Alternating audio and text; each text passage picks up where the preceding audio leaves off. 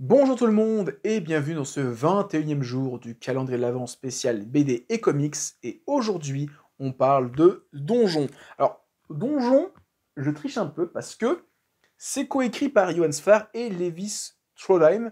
Donc, le Johan Sfar, j'en ai parlé avec le Chat du Rabbin il y a quelques jours dans le calendrier de l'Avent. Mais en fait, Donjon, c'est pas une BD.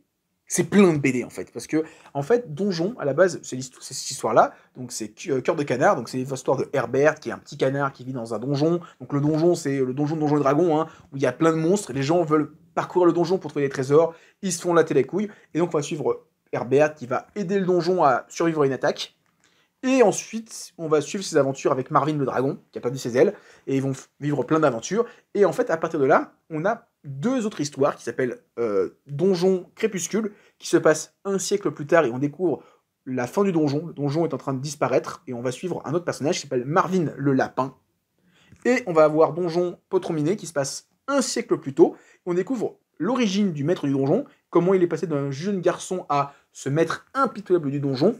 Et à partir de là, il va y avoir aussi d'autres spin-offs. On va raconter l'histoire d'un personnage dans un album. On va voir Antipode qui se passe 10 000 ans plus tard et 10 000 ans plus tôt. On découvre la création du monde et la fin du monde avec un monde futuriste.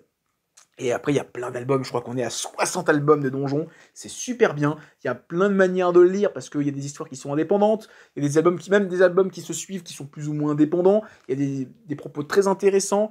Il y a plein d'histoires donjons, j'aimerais en reparler sur ma chaîne YouTube, à présenter chaque album un par un, tellement il y a de choses à dire sur donjon, parce que c'est vraiment une histoire qui est au début mignonne, parce qu'au début, les premiers albums de donjon, c'est mignon, c'est drôle, etc. Mais plus ça avance, on est dans les derniers albums de donjon, la série de base, on parle, il y a un couple important qui perd leur enfant.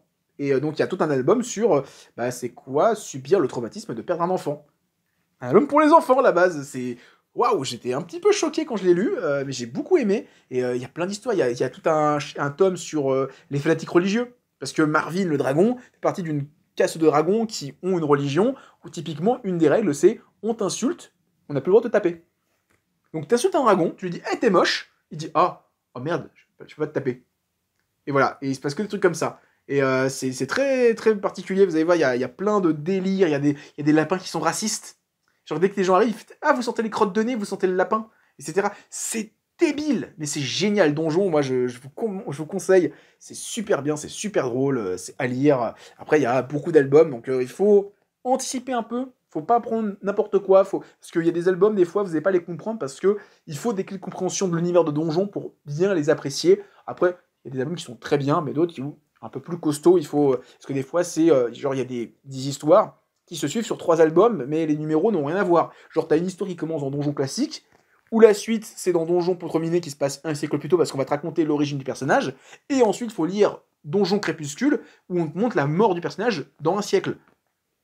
C'est très particulier, mais en tout cas, Donjon, moi j'adore. Il y a encore des albums qui sortent depuis quelques temps, ça fait super plaisir. J'en reparle de temps en temps sur ma chaîne YouTube. Et à ces quatre, je pense que je ferai un marathon et je vous représenterai chaque album un par un, parce qu'il y a beaucoup de choses à dire sur Donjon.